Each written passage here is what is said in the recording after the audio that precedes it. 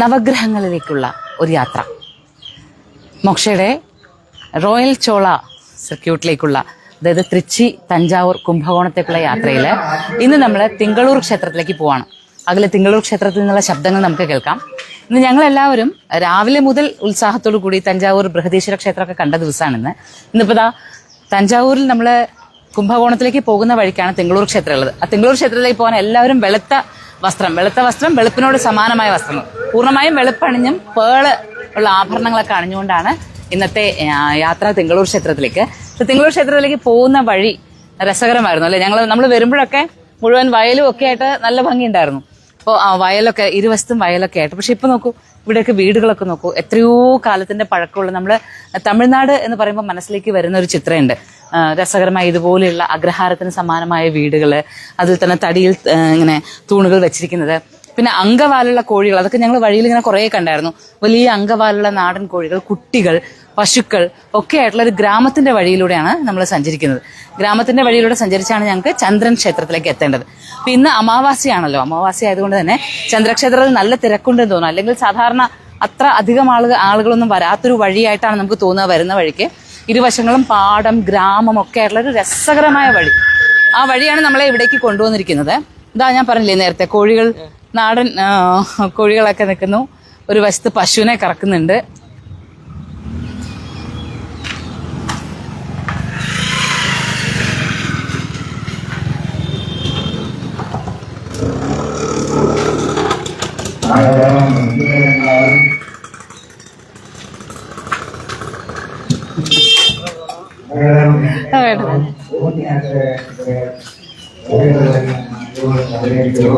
ഇങ്ങനെ നമ്മുടെ നാട്ടിൽ ഇങ്ങനത്തെ കോഴിയെ കാണാൻ കുറവല്ലേ? ഇങ്ങനെ വാല്, ഭംഗിയുള്ള വാലൊക്കെ ഉള്ള. ആ അതെ അതെ, അതെ അതെ.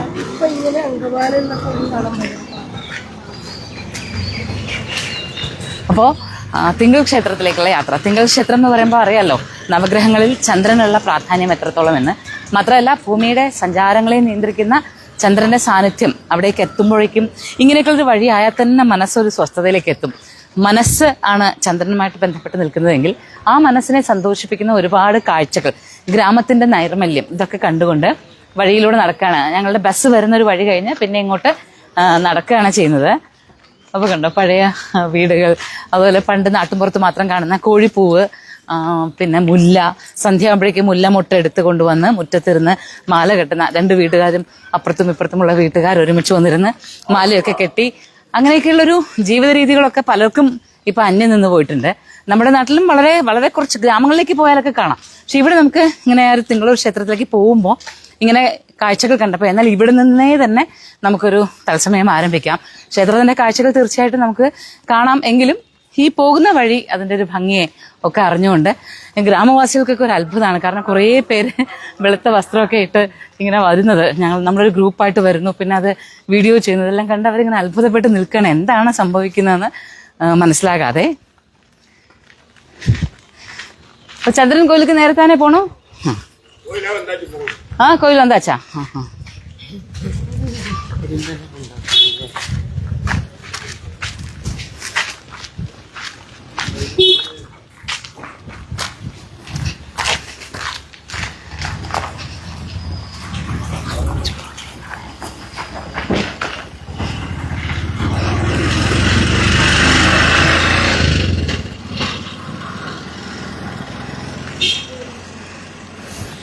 എന്ത് രസമല്ലേ ഈ വീട്? അല്ല, ഈ വീട് കാണുമ്പോ എന്തോ ഒരു നമുക്കൊരു നൊസ്റ്റാൾജിയ. അതന്നെ അതന്നെ, വഴക്കുമ്പോണ്ട് എന്തോ ഉണ്ടാക്കാം. അതാ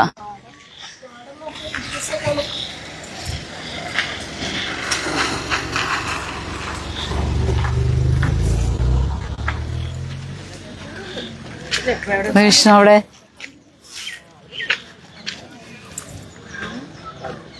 பாட்டி என்ன பண்ணிட்டு இருக்கீங்க? வாழைப்பூனால என்ன பண்ண போறீங்க? பொரியலுக்கா? இப்ப ராத்திரியில இதுனா என்னால பொரியல் ராத்திரிக்கா நாளைக்கா? நைட்டுக்கா? மதியம் நேரம் இல்ல டைம் இல்ல சமைச்சு முடிச்சப்ப உட்காந்து ஆஞ்சு வச்சுட்டு வாழைப்பூ வடை சொல்லுவாங்களா வாழைப்பூ வடை நான் இப்போ சாப்பிட்டு தான் வரேன். இங்க மணப்பானை அப்படி ஒரு இது இருக்கு இல்லையா அங்க. நான் கேரளா. இதெல்லாம் இந்த அழகா இப்படி எல்லாம் யார் பண்ணது? நீங்க தானே? இவங்களா? நல்லா இருக்கம்மா. சரிங்க.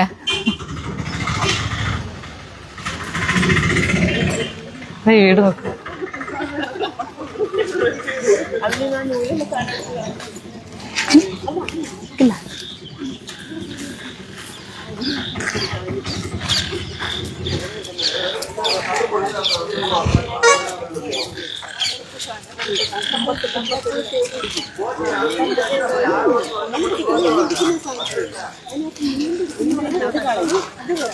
എവിടുന്ന് ഒരു അനൗൺസ്മെന്റ് കേൾക്കുന്ന അമ്പലത്തിൽ നിന്നാണെന്നാണ് കരുതി. പക്ഷെ അമ്പലത്തിൽ നല്ല തോന്നുന്നല്ലേ? ബസ്സൊക്കെ വരുന്ന നോക്കൂ. നൻപകൽ നേരത്തെ മയക്കത്തിലെ പോലത്തെ ബസ്.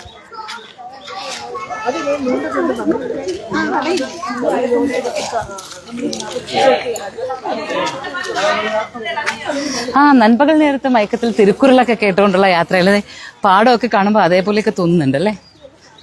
തിരുക്കുറൽ ശരിക്കും തിരുക്കുറലിന് മാത്രമല്ല കേട്ടോ, തമിഴിലെ എല്ലാം തന്നെ, തമിഴിന്റെ സാഹിത്യം, തമിഴിന്റെ ചിന്തകൾ, തമിഴിലെ സിദ്ധറുകൾ, അവരുടെ പാടലുകൾ എല്ലാം എത്രമാത്രം ദിവ്യത്വം നിറഞ്ഞു നിൽക്കുന്നതാണ്.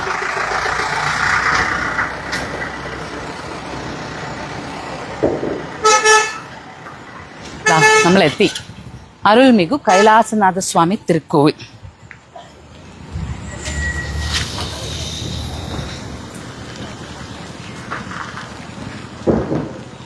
തിങ്കളൂർ എന്നാണ് ഈ ഒരു ക്ഷേത്രം ഇരിക്കുന്ന പ്രദേശത്തിന്റെ പേര്.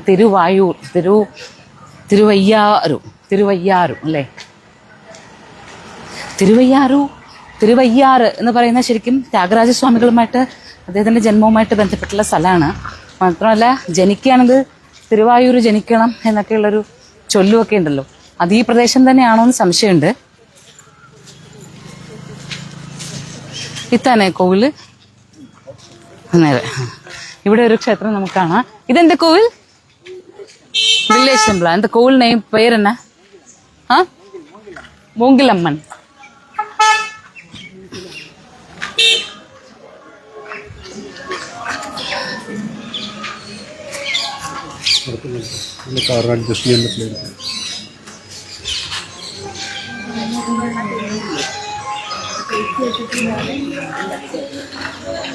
നല്ല രസമുണ്ടല്ലേ ആ മരം? പേരാലില് നിറയെ പഴമായിട്ടേ. അത്തി.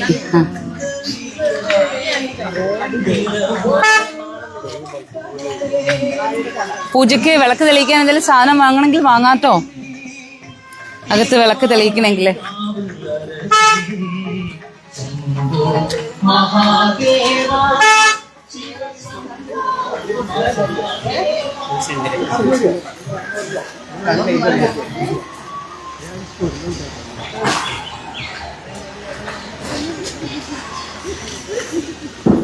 ഇതാണ് തിങ്കളൂർ ക്ഷേത്രം.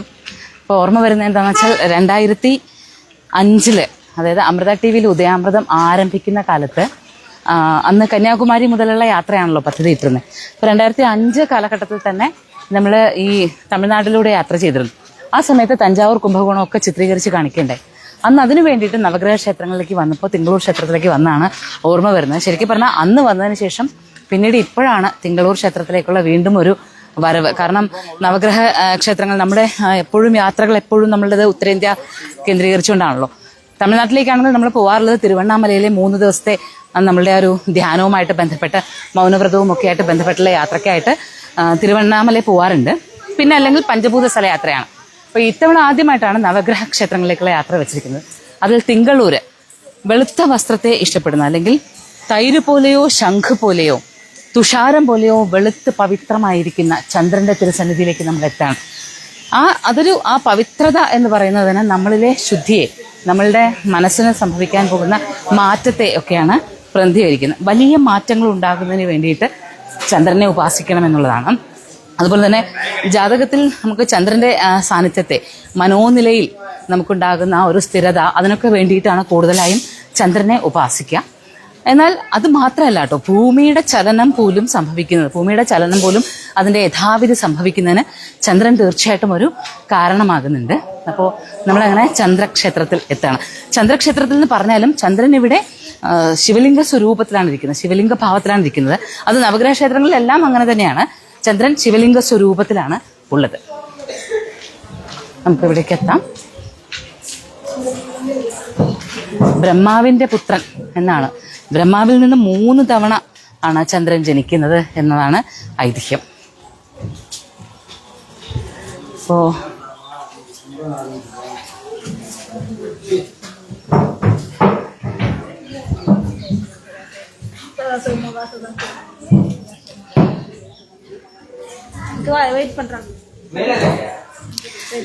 ഗ്രാമ മനസ്സുകളിലാണ് ഭക്തി അതിന്റെ ഏറ്റവും ശക്തിയെ കാണിക്കുക. അവർ നിഷ്കളങ്കരായിട്ട് മറ്റെല്ലാം മറന്നുകൊണ്ട് ഈശ്വരന് സ്വയം സമർപ്പിച്ചുകൊണ്ട് പ്രാർത്ഥിക്കുകയും അത് ജലാശയങ്ങളിൽ നീരാടിക്കൊണ്ട് പ്രാർത്ഥനകളും നമസ്കാരങ്ങളും ഒക്കെ നടത്തുകയും ചെയ്യുന്നു.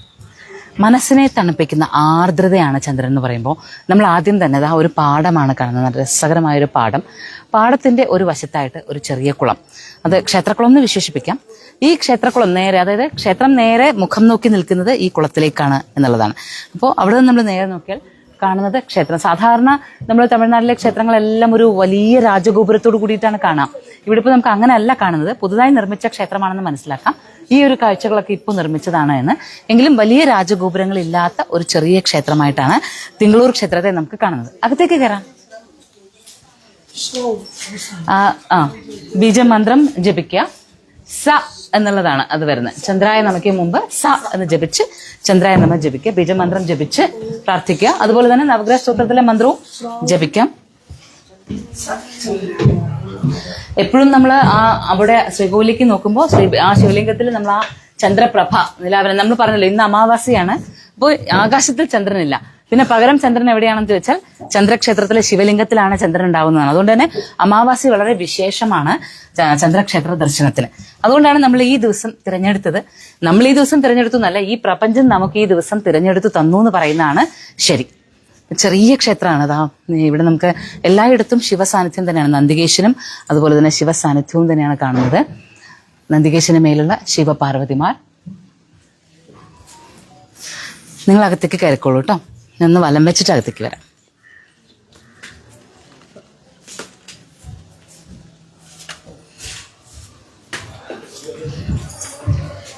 നടക്കാൻ വയ്യ പറഞ്ഞപ്പോ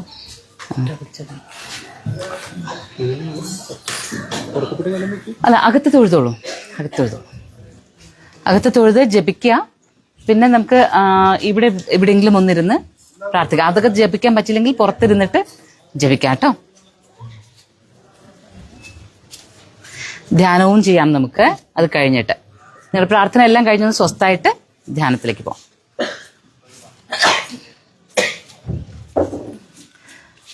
തിരക്ക് കൂട്ടാതെ തൊഴുതാൽ മതി, സാവകാശം തൊഴുതാൽ മതി.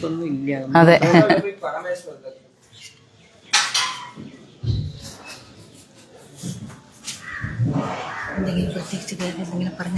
പറയാം.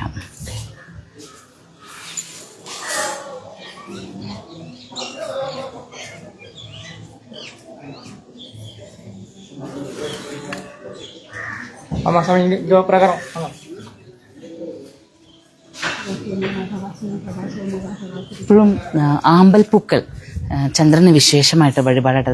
സൂര്യന് താമരയും ചന്ദ്രന് ആമ്പൽപ്പൂ. അപ്പൊ ആമ്പൽപ്പൂ പിടിച്ചിട്ടാണ് ചന്ദ്രന്റെ രൂപങ്ങളെ നമുക്ക് കാണാൻ പറ്റുക.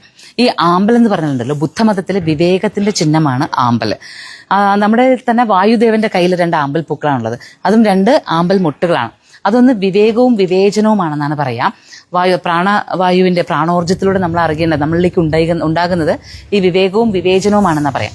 അപ്പൊ ഇവിടെ നമുക്ക് ചന്ദ്രനോടൊപ്പം ചേർത്ത ആമ്പൽ പൂക്കളെയാണ് ആരാധിക്കുന്നത്. ബുദ്ധമതത്തിൽ ബുദ്ധന് ആമ്പൽ പൂക്കൾ നൽകാറുണ്ട്. അത് ജ്ഞാനത്തിന്റെ, ആ ബോധോദയത്തിന്റെ വെളിപാടുകളുടെ സൂചനകൾ തങ്ങൾക്കും ലഭിക്കണം എന്നുള്ള ശിഷ്യപരമ്പരയുടെ പ്രാർത്ഥനയാണ് ഗുരുവിനോടുള്ള.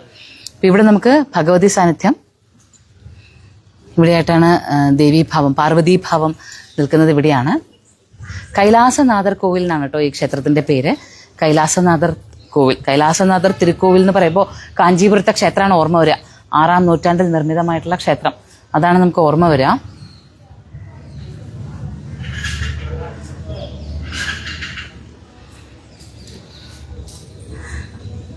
ഇവിടുത്തെ ക്ഷേത്രങ്ങൾക്കൊരു പ്രത്യേകതയല്ല. നമ്മൾ നേരെ നടയിലേക്ക് ചെന്നാൽ മഹാദേവനെ, തമിഴ്നാട്ടിലെ എല്ലാ ക്ഷേത്രങ്ങളും അങ്ങനെയാണ്, നേരെ കാണുമ്പോൾ ഇപ്പോൾ മഹാദേവനാണ് പ്രധാന മൂർത്തിയെങ്കിൽ മഹാദേവനെ ദർശിക്കാം, മഹാവിഷ്ണു ആണെങ്കിൽ മഹാവിഷ്ണു ദർശിക്കാം.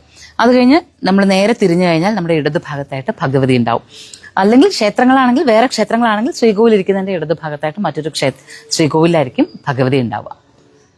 വിനായകർ സാന്നിധ്യം, ഒരു കൂളമരവുമുണ്ട് തൊട്ടടുത്ത്. എന്തുകൊണ്ടോ അറിയില്ല, ഈ ക്ഷേത്രത്തിൽ എത്തുമ്പോൾ മനസ്സിങ്ങനെ ഒരു സുഖകരമായ കാഴ്ചകൾക്കൊരു പ്രത്യേകതയുണ്ട് തന്നെ. പുതുതായിട്ട് നിർമ്മിച്ച ക്ഷേത്രമാണ്, പുതുതായിട്ടൊന്ന് പുതുക്കി അതിൻ്റെ നിറച്ചാർത്തുകളൊക്കെ കൊടുത്തിട്ടുണ്ട്. മാത്രമല്ല ചുവരുകളൊക്കെ പിന്നീട് സിമെന്റിൽ ചെയ്തിട്ടുള്ളതാണെന്ന് കാണാം. എന്നൊക്കെയാണെങ്കിലും ഈ കൂളവൃക്ഷം നിൽക്കുന്നത് കൊണ്ടോ അതോ ഇതിനകത്തെ ഒരു സമാധാനം കൊണ്ടോ നമുക്കൊരു സ്വസ്ഥത അനുഭവപ്പെടുന്നുണ്ട്. ദക്ഷിണ ഭാഗത്ത് ദക്ഷിണാമൂർത്തി, കൽപ്പവൃക്ഷത്തിന് ചുവട്ടിലെ ദക്ഷിണാമൂർത്തിയുടെ സ്വരൂപത്തെ വ്യക്തമായിട്ട് കാണാം. ഇപ്പോൾ കൽപ്പവൃക്ഷം കാണാം, ദക്ഷിണാമൂർത്തി ഭാവം കാണാം, ജ്ഞാനത്തിൻ്റെ താളിയോലകൾ കയ്യിൽ വെച്ചിരിക്കുന്നത് കാണാം, സനകാദികൾ 4 പേരും ചുറ്റുമായി ആ ജ്ഞാനം നേടാൻ വേണ്ടി ഇരിക്കുന്നത് കാണാം. ഭഗവാന് നേരെ താഴെ മുയലകൻ അഥവാ നമ്മളുടെ അന്ധകാസുരൻ, നമ്മുടെ അജ്ഞത, അത് നേരെ താഴെ അസുര സ്വരൂപത്തിൽ കാണാം. ദക്ഷിണാമൂർത്തിയുടെ വിഗ്രഹം ആണ് അകത്ത് കുടികൊള്ളുന്നത് എന്ന് മനസ്സിലാക്കാൻ.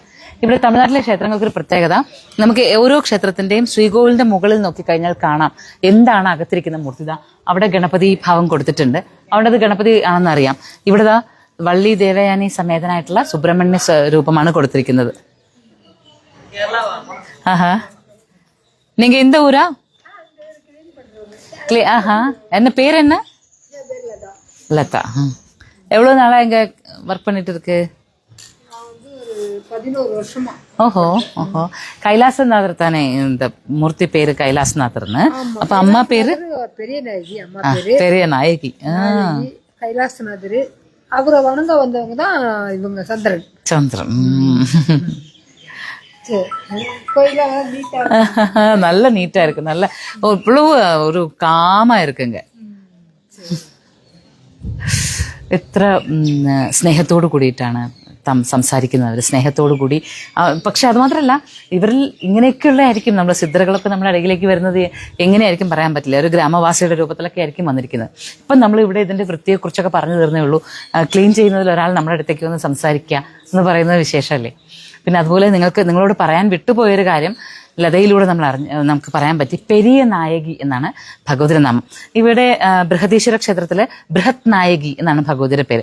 ഭഗവതിയുടെ നാമങ്ങളൊക്കെ തന്നെ രസകരമാണ്. ഓരോ ക്ഷേത്രങ്ങളിലും നമ്മൾ കേട്ട് കഴിഞ്ഞാൽ ഉണ്ണാമുലയമ്മാൾ തുടങ്ങിയിട്ടുള്ള പേരുകൾ സംസ്കൃത നാമങ്ങളാണ്. അതുപോലെ സുഗന്ധവല്ലി തായാർ, പിന്നെ കൂന്തലഴകി തായാർ തുടങ്ങിയിട്ടുള്ള അങ്ങനെയുള്ള പൂമല്ലി തായാർ, ഇങ്ങനെയുള്ള ഭഗവതിക്ക് നൽകുന്ന പേരുകളിൽ തന്നെ ഒരു സാഹിത്യവും പേരിന്റെ ഭംഗിയും ആ ഭഗവതിയുടെ സൗന്ദര്യം നമുക്കിങ്ങനെ ആ പേരിലൂടെ ഇങ്ങനെ വഴിഞ്ഞൊഴുകുന്നതായിട്ട് തോന്നും.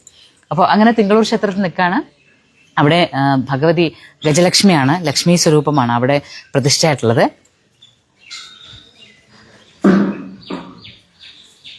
ഭൈരവർ സ്ഥാനവുമുണ്ട്, നവഗ്രഹ സ്ഥാനമുണ്ട്.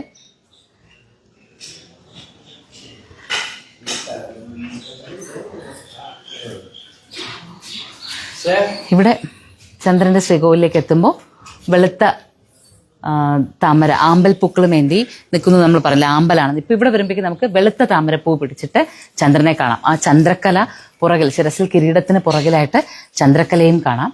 അപ്പോൾ അങ്ങനെ വിശേഷമായ തിങ്കളൂർ ക്ഷേത്രത്തിൽ നമ്മൾ എത്താണ്, തിങ്കളൂർ ക്ഷേത്രത്തിൽ. അപ്പോൾ അമാവാസി നാളിൽ നിങ്ങൾക്ക് ഏവർക്കും വേണ്ടി പ്രാർത്ഥിക്കാം. ഞങ്ങളിനി നാലമ്പലത്തിനകത്തേക്ക് കടക്കുകയാണ്.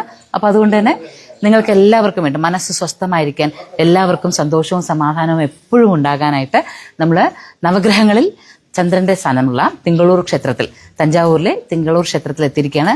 തഞ്ചാവൂരിൽ നിന്നൊരു 10-15 കിലോമീറ്ററേ ഉള്ളൂ, പെട്ടെന്ന് എത്താനാകും. അപ്പോൾ അവിടെ എത്തി ആ ഗ്രാമവഴികളിലൂടെ സഞ്ചരിച്ച് ഇവിടെ എത്തി ഈ ക്ഷേത്ര കാഴ്ചകൾ കാണുകയും പ്രാർത്ഥിക്കുകയും ചെയ്യാണ്. നിങ്ങൾ ഓരോരുത്തരുടെയും പ്രാർത്ഥന ഒപ്പം ചേർത്ത് പിടിച്ചിട്ടുണ്ട്. അപ്പോൾ തീർച്ചയായിട്ടും ഈ വീഡിയോ നിങ്ങൾ കണ്ടുകൊണ്ടിരിക്കുന്നുണ്ടെങ്കിൽ തുടക്കം മുതലേ ഈ വീഡിയോ കാണുക, എന്നാലാണ് ആ വഴിയിലൂടെയുള്ള സഞ്ചാരത്തിൻ്റെ ഒക്കെ സന്തോഷം മനസ്സിലാക്കാനാവുക. തീർച്ചയായിട്ടും ഞങ്ങളോടൊപ്പം ഉണ്ടാവുക. സ്നേഹത്തോടു കൂടി പ്രാർത്ഥനാ മന്ത്രങ്ങൾ, നിങ്ങൾക്കറിയുന്ന ചന്ദ്രന്റെ മന്ത്രങ്ങൾ ഈ വീഡിയോ കാണുമ്പോൾ നിങ്ങൾ അതിന് താഴെയായിടുക. തീർച്ചയായിട്ടും അത് ഈ ക്ഷേത്രത്തിൽ അതിന്റെ മന്ത്രങ്ങൾ, അതിന്റെ പ്രാർത്ഥനകൾ പ്രതിധ്വനിക്കുകയും നിങ്ങൾക്ക് സർവ്വവിധമായ അനുഗ്രഹങ്ങൾ ചന്ദ്രന്റെ ഈശ്വരനായ മഹാദേവൻ സാക്ഷാൽ കൈലാസനാഥർ പെരും നായകിയോട് ചേർന്നിരുന്നു കൊണ്ട് നൽകുകയും ചെയ്യും. ഓം നമഃ ശിവായ.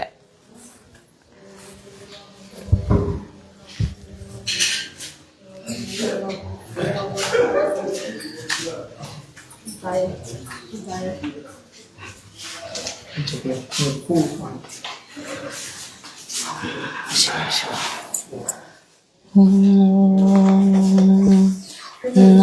ശിവായ ശിവായ നമോ ശങ്കരായ സദാശിവായ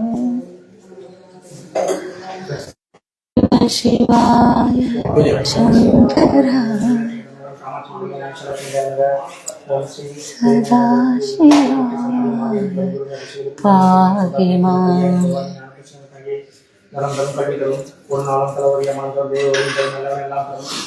இங்க வந்து விசேஷமான பூஜை என்னது? திங்கட்கிழமையிலும் பௌர்ணமியிலும். அமாவாசை அன்னைக்கு ஏதாவது ஸ்பெஷல் பூஜை இருக்கா? பௌர்ணமி திங்கட்கிழமை.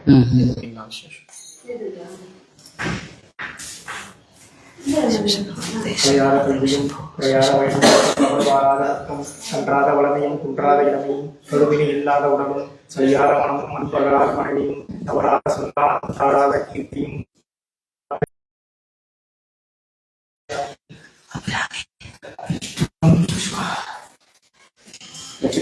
என்னுடைய சுமையை போற்றி எண்ணாத்தவர்க்கும் தேவாரா போற்றி போற்றி ஏகமத்துடைய போற்றி பாவம் என்னோட போற்றி തിങ്കളൂർ ക്ഷേത്രത്തിൽ ദർശനം നടത്തുമ്പോൾ പൗർണമിക്കും തിങ്കളാഴ്ചയുമാണ് ഇവിടെ പ്രധാനം എന്ന് പറഞ്ഞുകൊണ്ട് നമുക്ക് ഈ ക്ഷേത്ര വിശേഷത്തിൻ്റെ കാഴ്ചകൾ, നമ്മളിൽ എല്ലാ അനുഗ്രഹങ്ങളും ചൊരിയുന്ന ശക്തിമൂർത്തികൾ നമുക്ക് എപ്പോഴും അകത്ത് നിന്ന് പ്രാർത്ഥനകൾ ഇങ്ങനെ കേട്ടുകൊണ്ടിരിക്കുക. അഭിരാമി അമ്മയോട് വന്നു നിന്ന് ഒരു ഭക്തൻ പ്രാർത്ഥിക്കുകയാണ്, എല്ലാ തുമ്പങ്ങളും മാറ്റിത്തരാൻ. അതെ, തുമ്പങ്ങളെല്ലാം ഒഴിയട്ടെ. ഭഗവതിയും ഭഗവാനും നമ്മളെ സദാ കാത്തുരക്ഷിക്കട്ടെ.